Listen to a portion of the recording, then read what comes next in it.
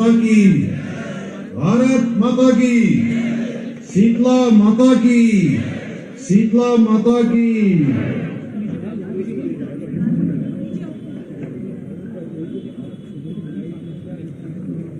Bus terminal, RTO कार्यालय, संभागीय परिवहन कार्यालय एवं अनेक यहाँ पर जो योजनाएं हैं, ऑटोमेटेड ड्राइविंग टेस्ट ट्रैक, चालक प्रशिक्षण संस्थान, इन सभी के आज शिलान्यास के अवसर पर अभी आप सब लोगों ने जिनको सुना, भारत सरकार में रक्षा एवं पर्यटन मंत्री के नाते पूरे देश को अपनी सेवा देने का जिनका काम चल रहा है लगातार, और आप सब लोगों ने 2019 के लोकसभा चुनाव में बहुत बड़े अंतर से इस क्षेत्र से जिताकर माननीय प्रधानमंत्री मोदी जी को प्रधानमंत्री बनाने के लिए संसद में भेजा, और फिर से एक बार हमारे प्रधानमंत्री मोदी जी को तीसरी बार प्रधानमंत्री बनाने के लिए उनको यहां से प्रत्याशी घोषित किया गया है। माननीय प्रधानमंत्री जी और केंद्रीय नेतृत्व ने हमारे इस क्षेत्र के लोकप्रिय सांसद और हम सब के प्रतिनिधि के नाते भारत सरकार में जो हमारा भी बहुत सारी जो केंद्र की योजनाएं हैं, उन योजनाओं को यहाँ लाने के लिए समन्वय का काम करते हैं। हमारे वकील बनकर वहाँ वकालत करते हैं आदरणीय अजय भट्ट जी, मंच पर आसीन हमारे बहुत वरिष्ठ विधायक जिन्होंने 7 बार विधानसभा में प्रतिनिधित्व किया है, एक लंबा अनुभव उनका है, बहुत सारे पदों पर रहे हैं, उत्तराखंड सरकार में भी मंत्री रहे हैं, उत्तर प्रदेश में भी मंत्री रहे हैं, पार्टी के भी अध्यक्ष रहे हैं आदरणीय बंशीधर भगत जी, आदरणीय दीवानदा हमारे कोई बहुत वरिष्ठ हमारे लोकप्रिय विधायक रामनगर से, सरिता आर्या जी हमारी दीदी, आदरणीय डॉक्टर मोहन सिंह बिष्ट जी, भाई राम सिंह कैड़ा जी, माननीय विधायक भीमताल, हमारे दर्जा मंत्री डॉक्टर अनिल डब्बू जी, आदरणीय सुरेश भट्ट जी, दीपक मेहरा जी, दिनेश आर्या जी, मंच पर आसीन हमारे पूर्व मेयर जोगेंद्र पाल रोतेला जी, साकेत जी, जिला महामंत्री द्वय श्री नवीन जी, रंजन जी, प्रताप सिंह तापी जी, मजर नईम जी, यहाँ की जिलाधिकारी वंदना जी, एसएसपी श्री मीणा जी, एवं यहाँ पर आए हुए हमारे सभी जनप्रतिनिधिगण, सभी नेतागण, सभी मेरे बड़े बुजुर्ग, सभी उपस्थित माताएं बहनें, सभी मेरे नौजवान साथियों, उपस्थित हमारे मीडिया के मेरे मित्रों, भाइयों एवं बहनों, छायाकार बंधु और बड़ी संख्या में जिनको मैं अपना अभिभावक मानता हूं, ऐसे हमारे सैनिक भारत माता के लिए जिन्होंने अपना संपूर्ण जवानी लगाने का काम जिन्होंने किया है, मैं सबसे पहले तो आप सब लोगों ने यहां पहुंचने पर जिस प्रकार से आपने मेरा और हम सभी का यहां पर स्वागत किया, माताओं बहनों ने जिस प्रकार से अपना आशीर्वाद दिया, नौजवान साथियों ने, बड़े बुजुर्गों ने जिस प्रकार हमारा उत्साहवर्धन किया, मैं भी आपको दोनों हाथ जोड़कर, सर झुकाकर आपको प्रणाम करता हूं, आपका अभिनंदन करता हूं। बड़ी संख्या में आप सब पधारे हैं। इसके साथ ही आज का दिन बड़ा शुभ दिन है, जहां आज महाशिवरात्रि का भी दिन है और आज महिला दिवस भी है। मैं महाशिवरात्रि की भी आपको बधाई देता हूं भगवान महादेव की कृपा आप सब पर बने, भगवान भोलेनाथ हमेशा कृपालु आप सब पर बने रहें। और अपनी मातृशक्ति को भी ईजाबेड़ी महोत्सव हम लोगों ने पूरे उत्तराखंड के अंदर यहीं हल्द्वानी नैनीताल से प्रारंभ करके कल देहरादून में उसका समापन हुआ। और जहां भी कहते हैं कि मातृशक्ति का सम्मान होता है, नारियों का सम्मान होता है, यत्र नारीस्तु पूज्यन्ते तत्र रमन्ते देवता, यानी कि जहां नारियों का सम्मान होता है वहां देवता भी रमण करते हैं। उन सभी अपनी मातृशक्ति को भी मैं नमन करता हूं। और बड़ी अच्छी बात है कि जहां हमारी बहनें, हमारी माताएं, माता स्वरूप मेरी सभी बुजुर्ग माताएं भी यहाँ पर आई हैं, मैं उनको नमन करता हूं। और वहीं मैं उनका धन्यवाद करना चाहता हूं जो बड़ी संख्या में हमारी मुस्लिम बहनें यहाँ पर रास्ते में कह रही थी कि यूसीसी आपने लागू किया है, उत्तराखंड में यूसीसी विधेयक पारित कराया है, उसके लिए जो धन्यवाद देने आई हैं मैं उनका भी धन्यवाद करता हूं अपनी तरफ से। आज भगवान शंकर और मां शीतला के आशीर्वाद से, मां जया रानी के आशीर्वाद से आज 100 करोड़ से भी ज्यादा, कितनी आंटी की कितने 110 करोड़ की योजनाओं का और सब मिलाकर 620 करोड़ से भी अधिक की योजनाओं का, लगभग 700 करोड़ के आसपास की योजनाओं का यहाँ पर लोकार्पण और शिलान्यास किया गया है। ये मेरा सौभाग्य है कि इन सभी योजनाओं का आज मुझे और हमारे सभी साथियों को लोकार्पण और शिलान्यास करने का ये शुभ अवसर प्राप्त हुआ। हल्द्वानी में रोडवेज बस टर्मिनल, आरटीओ कार्यालय, ड्राइविंग सेंटर सहित ऐसे अनेकों निर्माण के कार्य हैं जो मैं कभी कभी आता हूं, जब भी मैं यहाँ आता हूं या जब भी मैं ऐसे शिलान्यास करता हूं या लोकार्पण करता हूं तो मेरे मन में एक प्रश्न आता है मुझसे कि आखिर ये इतनी देर में क्यों हो रहा है। ये प्रश्न शायद मेरे मन में होता है ऐसा नहीं है, ये प्रश्न आप सबके मन में भी आता होगा कि ये काम तो बहुत पहले हो जाना चाहिए था, आखिर क्यों नहीं हुआ। वैसे इस प्रश्न का उत्तर भी अगर हम खोजेंगे तो जरूर हमको मिल जाएगा, क्योंकि ये प्रश्न मेरे मन में आ रहा है ऐसा नहीं है, ये प्रश्न सबके मन में आता होगा।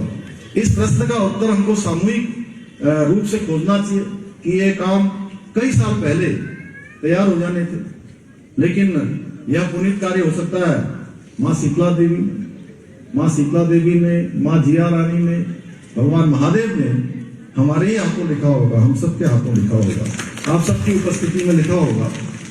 और हम ऐसे तमाम कार्य कर रहे हैं जो काम पहले होने चाहिए थे, पहले की सरकारों में हो जाने चाहिए थे। उनकी इच्छा शक्ति नहीं थी, उनके मन में इस प्रकार का भाव नहीं था कि जिससे जनता को सुविधा मिलेगी, जनता का जीवन आसान होगा, ये हमारा कुमाऊं का दौर यहाँ पर विकास के लिए आगे बढ़ेगा, विकास के नए मार्ग खुलेंगे, रोजगार के नए रास्ते खुलेंगे। भाइयों बहनों, हम जब भी कोई अच्छे काम करते हैं, कुछ लोगों की फितरत होती है अच्छे कामों को रोकने की, या उन कामों में भी जो काम हम बड़ी शिद्दत से कर रहे हैं, रात दिन लगकर कर रहे हैं कि हमारी माताओं बहनों का जीवन ऊपर उठे, हमारे नौजवान भाइयों को रोजगार मिले, हमारे बड़े बुजुर्गों को सबको सुविधा मिले, उसके लिए जो काम कर रहे हैं उसमें भी, अच्छे कामों में भी वो कमी निकालने की कोशिश करते हैं। जब हमने प्रदेश में देश का सबसे कठोर नकल विरोधी कानून लागू किया तो उसके बारे में भी न जाने क्या क्या कहा गया उस समय। कहीं कहने लगे कि छोटे बच्चों पर भी, हाई स्कूल इंटर कक्षा 8वीं में पढ़ने वाले बच्चों पर भी इन्होंने नकल अध्यादेश लागू कर दिया। अरे छोटे छोटे बच्चों को जेल जाना पड़ेगा। एक बहुत बड़े व्यक्ति मेरे पास आए और मेरे से बोले कि आपका बेटा कौन सी क्लास में पढ़ता है। मैंने कहा अभी तो वो 6ठी क्लास में है, 6 में पढ़ता है। तो बोले अरे तो उसके ऊपर भी लागू हो जाएगा क्या ये। मैंने कहा अरे नहीं भाई, हमने ये नकल का अध्यादेश छोटे बच्चों के लिए लागू नहीं किया है, ये हमने उनके लिए लागू किया है जो हमारे गरीब माता पिता के बेटे बेटियों का हक मारने का काम करते थे, उसमें चोरी करने का काम करते थे, उसमें अपराध करते थे, नकल करवाते थे, और जिनको परीक्षाओं में पास होना चाहिए, जिनका चयन होना चाहिए, उनका चयन नहीं हो पाता है, उनके लिए हमने नकल का अध्यादेश लेकर आए हैं। इस प्रकार का भ्रम फैलाने का काम किया। इसके साथ ही आपने देखा होगा तमाम जगह पर जो अतिक्रमण था उस पर हमने कार्रवाई करी। समान नागरिक संहिता हम प्रदेश के अंदर लेकर आए, और प्रदेश के अंदर ही नहीं, आप सबको एक गौरव प्राप्त हो गया है, उत्तराखंड की देवभूमि को प्राप्त हो गया है, उत्तराखंड के हर एक जन को प्राप्त हो गया है कि जैसे गंगा यहां से निकलती है, मां गंगा निकलकर पूरे देश को जो है जल और जीवन देने का काम करती है, उसी प्रकार से सबको समान अधिकारों की जो गंगा है, समान कानून की जो गंगा है, वो भी हमारे देवभूमि उत्तराखंड से निकली है। इसके साथ साथ धर्मांतरण का कानून भी हम लेकर आए। देवभूमि में धर्मांतरण न हो, उत्तराखंड का मूल स्वरूप खराब न हो, उसका भी हमने लगातार प्रयास किया है। लगातार आप देख रहे होंगे हम एक के बाद एक निर्णय ले रहे हैं, पर हमारे जो विपक्ष के लोग हैं उनको पता नहीं क्या हो जाता है, इसमें भी अनाप शनाप बोलना शुरू कर देते हैं। जब उनसे हम पूछते हैं कोई कमी निकालिए, कोई कमी निकालिए, कोई कमी है तो बताओ हमको, कोई सुझाव है तो आप बताइए, तो वो कोई कमी निकाल ही नहीं पाते। और अंदर से जानते हैं, मैं विधानसभा में जब बोल रहा था भाई साहब इस बार, तो मैं कह रहा था कि अगर मैं जानता हूं कि हम अच्छा कानून बना रहे हैं, आप भी अंदर से ये महसूस करते हैं कि हम अच्छा काम कर रहे हैं, लेकिन अब क्या करें, आपको अपनी भी जो मजबूरियां हैं, राजनीतिक मजबूरी है, राजनीतिक मजबूरी के कारण से आप ना समर्थन कर पा रहे हैं, ना आप इसका विरोध कर पा रहे हैं। उनसे कहिए कि कुछ क्या खराबी है, तो खराबी कुछ नहीं बता पाते अब, लेकिन अंततः मान भी लेते हैं। आप दबी जुबान से कहने लग गए कि यार कुछ भी हो, कहते हैं देवभूमि उत्तराखंड में काम तो अच्छा ही हो रहा है, वो भी कहने लगे हैं। अब उनके पास कहने के लिए कुछ नहीं बचा। आप लोग बताइए अच्छा हो रहा है कि नहीं हो रहा है? अच्छा जोर से बोलिए जरा, दोनों हाथ उठा के, तो हमें भी लगेगा कि हम जो काम कर रहे हैं अच्छा कर रहे हैं कि नहीं कर रहे हैं।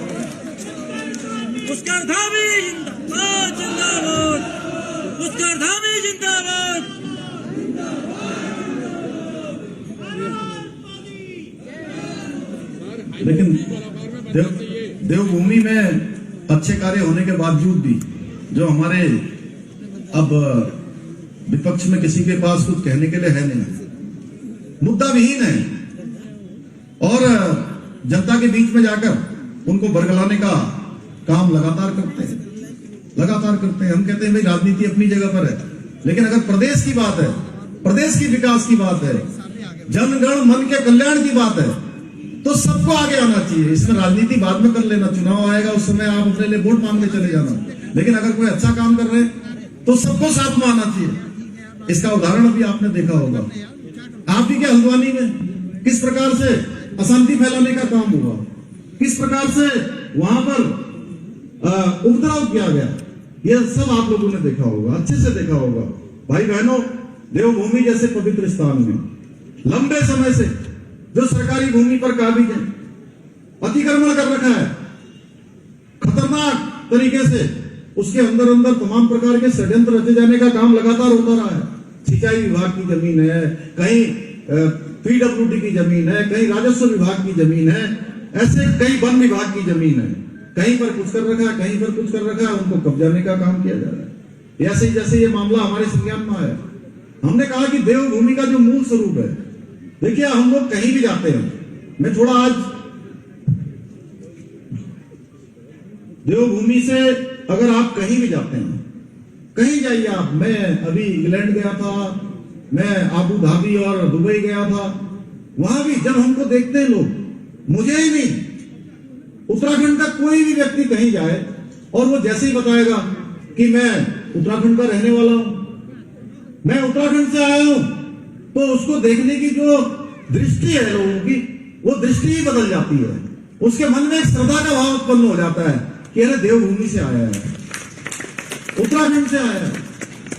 तो भाइयों बहनों, हमने तय किया कि हम देवभूमि के मूल स्वरूप को किसी कीमत पर नहीं बिगड़ने देंगे। और जैसे ही इस प्रकार के अतिक्रमण का मामला हमारे संज्ञान में आया, हमने इसके खिलाफ कार्रवाई करी, पूरे प्रदेश के अंदर कार्रवाई करी और 3,500 एकड़ से भी ज्यादा जमीन आज अतिक्रमण मुक्त हो गई है। देवभूमि में अब जो ये अतिक्रमण का मामला है, लैंड जिहाद का मामला है, मैं स्पष्ट रूप से कहना चाहता हूं कि देवभूमि में अभी बिल्कुल नहीं होगा, ये कतई नहीं होगा। ये अभियान हमारा जो अतिक्रमण हटाने का जो अभियान है, ये कोई ऐसे लोगों का अभियान नहीं है कि जो रोड के किनारे बैठे हुए हैं, इधर बैठे हुए अपना रोजगार कर रहे हैं या कहीं पर मजबूरी में बैठे हैं, उनके लिए हम बेंडिंग जोन बना रहे हैं। कल रुद्रपुर में हमने 2600 लोगों को, 2600 लोगों को हमने नजूल की भूमि पर पट्टे दिए हैं, उनको मकान बनवाने का मार्ग प्रशस्त किया है। आगे आकर हम 8,000 लोगों को उनका मार्ग प्रशस्त करने वाले हैं। उनके लिए हम बेंडिंग जोन बना रहे हैं, जो व्यापारी उसकी जद में आए हैं, क्योंकि हम जानते हैं कि कोई भी व्यक्ति अगर बैठा है तो कितनी मजबूरी से बैठा है, क्या उसकी परेशानी है, उस परेशानी को हम हल करेंगे। हम सरकार में इसीलिए हैं कि जो जनता का दुख दर्द है, उनकी जो समस्याएं हैं, उनकी रोजी रोटी बंद करने के लिए नहीं आए। माननीय न्यायालय ने भी बीच में आदेश कर दिया था, उसमें भी हमने कहा कि हम उसमें रास्ता निकालेंगे। लेकिन इस सरकारी भूमि पर एक षड्यंत्र के तहत देवभूमि के मूल स्वरूप को खराब करने का जो काम है, उसको हमने कहा हम किसी कीमत पर जो है उसको बर्दाश्त नहीं करेंगे। भाइयों बहनों, आप सब लोग अभी देखिए स्थानीय निवासी हैं, क्योंकि मैं उस घटना के बाद आज उस दिन में आया था। इसमें तो कम से कम मत करिए, जो सरेआम दिखाई दे रहा है, सरेआम दिखाई दे रहा है कि ये माहौल बिगड़ रहा है, खराब हो रहा है, हम इसको किसी सूरत में बर्दाश्त नहीं करेंगे। मैं इस मंच से कहना चाहता हूं कि जिसने भी बनगुलपुरा में इस घटना को अंजाम दिया है, एक एक दंगाई को, एक एक उपद्रवी को जब तक सलाखों के पीछे हम नहीं पहुंचा देंगे, तब तक हम बिल्कुल चैन से नहीं बैठेंगे। ना हमारी सरकार बैठेगी, ना हमारा प्रशासन बैठेगा। और जिंदाबाद जिंदाबाद। और मैं एक बात और स्पष्ट कर देना चाहता हूं कि इस घटना में जो भी नुकसान हुआ है, उस नुकसान की भी एक एक भरपाई उन्हीं दंगाइयों से की जाएगी जिन्होंने ये दंगा किया है। भाइयों बहनों, हमारा हमेशा से लक्ष्य रहा है कि उत्तराखंड का सर्वांगीण विकास हो, उस काम के लिए हम लगे हुए हैं। हम आदरणीय प्रधानमंत्री जी के मार्गदर्शन में उत्तराखंड में जो अंतिम छोर में व्यक्ति खड़ा है, गरीब है, मजदूर है, जिसको आज विकास की आवश्यकता है, उस तक विकास पहुंचाने के लिए हम प्रतिबद्ध हैं। बहुत सारे काम यहाँ पर अभी अजय भट्ट जी ने यहाँ से गिनाए और प्रताप भाई ने तो बहुत विस्तार से बताया। वैसे इनके बोलने के बाद कोई बोलने की बहुत आवश्यकता बस नहीं जाती है, क्योंकि सारे काम इन्होंने गिना दिए। चाहे आज हम जमरानी बाग की बात कर रहे हैं, यहाँ पर हमारा कैंची धाम के लिए मास्टर प्लान बन रहा है, ये हल्द्वानी शहर को स्मार्ट सिटी की तर्ज पर आगे विकसित करने के लिए योजना हो, चाहे यहाँ ट्रेन चलानी हो, चाहे इस हल्द्वानी से पिथौरागढ़, मुंशियारी और चंपावत के लिए हेली सेवा प्रारंभ करनी हो, रेल सेवा हो, रोड हो, रोपवे हो, सब में हम तेजी से काम कर रहे हैं। और ये वो सारे काम हैं जो कई दशकों से रुके हुए थे। अभी कह रहे थे जमरानी बाग, जमरानी बाग, जमरानी बाग, आप भी सुनते थे, मैं भी सुनता था जब से छोटा था कि जमरानी बाग कब बनेगा, जमरानी बाग कब बनेगा। इतने दशक बीत गए लेकिन नहीं बन पाया। आज जमरानी बाग बनने का मार्ग प्रशस्त हुआ, उसकी स्वीकृति प्रदान हुई तो हमारे प्रधानमंत्री मोदी जी के नेतृत्व में हुई, क्योंकि उनको उत्तराखंड की जनता से बहुत प्यार है। हमेशा मुझे जब भी हमारे पत्रकार बंधु पूछते हैं कि लोकसभा चुनाव में क्या होने वाला है, तो मैं उनसे कहता हूं कि जिस प्रकार से हर एक अवसर पर, चाहे उत्तराखंड की हमारी टोपी हो ब्रह्मकमल वाली, इन्होंने पहन रखी है प्रताप जी ने, ये टोपी प्रधानमंत्री जी ने 26 जनवरी 2022 को वहां पहनी थी, लाल किले में, दिल्ली में लाल किले में। और भी कोई अवसर होता है तो उत्तराखंड का नाम लेना भूलते नहीं है। कल जब वो पूरे देश से जो हमारे स्वदेश दर्शन योजना में हमारे राज्य की भी 3 योजनाएं उसमें सम्मिलित है, 2 का कल हुआ है, आगे चलकर और भी हमारा कैंची धाम से लेकर और कई सारी योजनाएं मानसखंड मंदिर माला मिशन के अंतर्गत भी है। हमारा गुंजी, मलारी, माड़ा, नीति, ये सारे गाँव जो वाइब्रेंट विलेज के अंतर्गत आ रहे हैं, उन सबके विकास की योजनाओं का जब वो कश्मीर से शिलान्यास कर रहे थे, तब भी वो उत्तराखंड की बात कर रहे थे। उत्तराखंड उनके दिल में बसता है। तो मैं कहता हूं कि जब चुनाव आएगा तो हर बार से ज्यादा वोट 2000 देखिए 14 का चुनाव था, 14 के चुनाव में जितने वोट मिले 2019 के चुनाव में उससे ज्यादा वोट मिले। अब 2019 में जितने मिले हैं ये हमारी भी जिम्मेदारी है कहने के लिए कि आपने इतने काम कर दिए, तो 2024 में 2019 से ज्यादा वोट मिलेंगे। मैं हमेशा कहता हूं क्योंकि उन्होंने हमेशा उत्तराखंड को प्राथमिकता दी है। जो भी हमने उनसे कहा है उन्होंने हमेशा हमारी बात को तवज्जो दी है, आगे बढ़ाया है। इसीलिए हम भी रात दिन प्रयास करके जो विकास की धारा है वो अंतिम छोर तक पहुंचानी है। सरलीकरण, समाधान, निस्तारण ये हमारा मंत्र है। इस मंत्र को लेकर हम काम कर रहे हैं। भाइयों बहनों, हम केवल फैसले ही नहीं ले रहे हैं, केवल फैसले नहीं ले रहे हैं, फैसले लेने के साथ साथ उनको धरातल पर उतारने का काम कर रहे हैं। ठोस तरीके से धरातल पर चीजें उतरे उसकी समीक्षा कर रहे हैं। उसके लिए जो आगे योजना करनी है वो योजना कर रहे हैं। इसीलिए ये जो आप देख रहे होंगे अभी बहुत सारी योजनाओं के बारे में यहाँ से प्रताप जी बता रहे थे, भाई साहब अजय भट्ट जी ने बताया, ये रिकॉर्ड समय में हमारे द्वारा बहुत सारी योजनाओं का लोकार्पण भी हो रहा है और शिलान्यास भी हो रहा है। मैं आपसे आज इस मां शीतला देवी के प्रांगण से, भगवान महादेव के इस स्थान से कहना चाहता हूं कि जिन योजनाओं का भी हमने भूमि पूजन किया है, मां शीतला के आशीर्वाद से उनका लोकार्पण भी हम लोग करेंगे। भाइयों बहनों, एक जो विकसित उत्तराखंड है उसका जो हमने स्वप्न देखा है, जो हमने संकल्प लिया है, उसके विजन को लेकर हम निरंतर आगे बढ़ रहे हैं। ये स्पष्ट विजन है, उस विजन के अनुरूप हमारी सरकार काम कर रही है। हमारी नीति और नियत दोनों स्पष्ट है, उसमें कोई कंफ्यूजन नहीं है कि क्या काम करना है। हम जानते हैं हमारी माताओं बहनों के जीवन को किस प्रकार से ऊपर उठाना है। इसलिए आज उत्तराखंड में भी जिस प्रकार से देश में विकास आधारित राजनीति प्रारंभ हुई है, एक विकास आधारित राजनीति की उत्तराखंड में भी हमने शुरुआत की है। ये कोई समापन नहीं हो गया कि आज लोकार्पण हो गया, आज शिलान्यास हो गया। ये हमारी शुरुआत हुई है, हम आगे बढ़ेंगे। मुझे पूरा विश्वास है कि जो हमारी ये विकास की यात्रा है ये निरंतर आगे बढ़ेगी। आज प्रदेश में इंफ्रास्ट्रक्चर, पर्यावरण सुरक्षा, आधुनिक विकास के साथ साथ सांस्कृतिक विकास के लिए भी विशेष अभियानों को चलाया जा रहा है। विशेष काम लगातार किए जा रहे हैं, उनको आगे बढ़ाया जा रहा है। यहीं पर अभी हमारी रानीबाग की जो HMT फैक्ट्री है वो भी कई सालों से आप देखते होंगे कि वो जमीन आनी है ऐसा चलता रहता था, लेकिन वो वापस नहीं आती थी। वो जमीन भी हमारी वापस आ गई है, उसमें भी हम जो है कोई बड़ा अभी उसके लिए भी मास्टर प्लान तैयार कर रहे हैं। आने वाले समय में एक बड़ा काम हमारा वो भी होगा। राज्य में आज रोजगार के अवसर पैदा करने के लिए, यहाँ का पलायन रोकने के लिए, पर्यटन को बढ़ावा देने के लिए, राज्य की जो आधारभूत जो व्यवस्थाएं हैं उनको दुरुस्त करने के लिए हमने अगले 10 सालों का एक मास्टर प्लान तैयार किया है, एक विजन तैयार किया है कि आने वाले 10 सालों में किस प्रकार से उत्तराखंड आगे बढ़ेगा। क्योंकि हमारे प्रधानमंत्री जी ने एक अवसर पर नहीं अनेक अवसरों पर कहा है कि 21वीं सदी का तीसरा दशक उत्तराखंड का दशक होगा।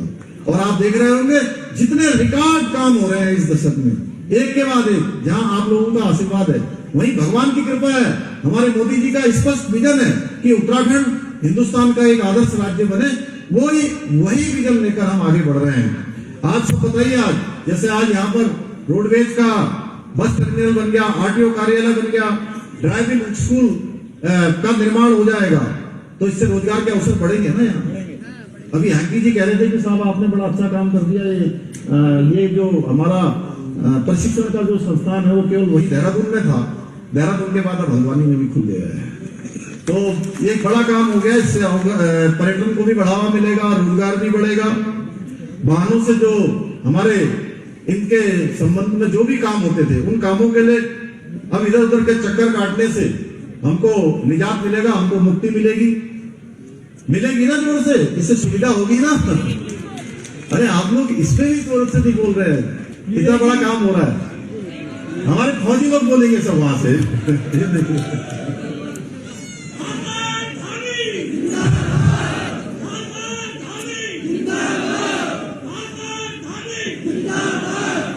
उत्तराखंड को विकसित बनाने के लिए, उत्तराखंड को हर क्षेत्र में आदर्श बनाने के लिए जो हमारा विकल्प रही संकल्प जो मैं बोलता हूं, आज मैं उसके बारे में थोड़ा स्पष्ट बता देना चाहता हूं। आज सबने ज्यादा बोल दिया तो मैं भी सोच रहा हूं थोड़ा 5 मिनट मैं भी ज्यादा बोल देता हूं। आप लोग इतने देर से बैठे हैं, मुझे पता है आज शिवरात्रि का भी दिन है। बंशीधर भगत जी जरूर कह रहे होंगे आप जल्दी खत्म करो। देखिए, विकल्प नहीं, संकल्प क्या है? जिस संकल्प में कोई विकल्प नहीं होता। जब हम संकल्प लेते हैं ना, पंडित जी जब संकल्प करवाते हैं तो संकल्प लेते हैं कि हमें ये करना है, हमने पूजा करनी है, हमने ये करना है। उसी प्रकार से हमने संकल्प लिया है कि उत्तराखंड को हिंदुस्तान का श्रेष्ठ राज्य बनाना है, और उस संकल्प में कोई विकल्प नहीं है, कोई रास्ता नहीं है, और इसको लेकर हम चल रहे हैं। उसके बहुत सारे पड़ाव हमने अभी पार कर लिए हैं, अभी बहुत सारे पड़ाव बाकी हैं जिनको हमें काम करना है।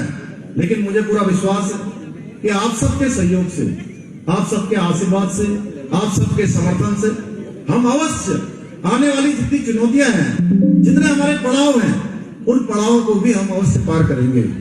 मुझे प्रसन्नता है कि जब मैं जाता हूं पूरे प्रदेश के अंदर, जब मैं मातृशक्ति के बीच में गया और वास्तव में छोटे छोटे स्थानों पर, जब कहीं पर 25,000, कहीं 30,000, कहीं 40,000, कहीं 50,000 और कहीं कहीं तो ये संख्या 1 लाख के आसपास पहुंच गई, तो तब मुझे सच में एहसास हुआ कि हमारी मातृशक्ति, हमारे बड़े बुजुर्ग, हमारे नौजवान, सारे हमारे लोग उत्तराखंड के इस संकल्प की पूर्ति के लिए अपना हर प्रकार से आशीर्वाद दे रहे हैं, हर प्रकार से हमको अपना सहयोग प्रदान कर रहे हैं, और सरकार के साथ अपने कदम से कदम मिलाकर चल रहे हैं। उसी के कारण से हम और अधिक ऊर्जा से, आप सबके कारण से और अधिक हमको प्रोत्साहन मिलता है, हम तेजी से आगे बढ़ रहे हैं। मुझे पूरा विश्वास है कि आप सबने अभी तक जितना अपना आशीर्वाद, अपना समर्थन हमें दिया है, निकट भविष्य में भी आप उसी प्रकार देते रहेंगे।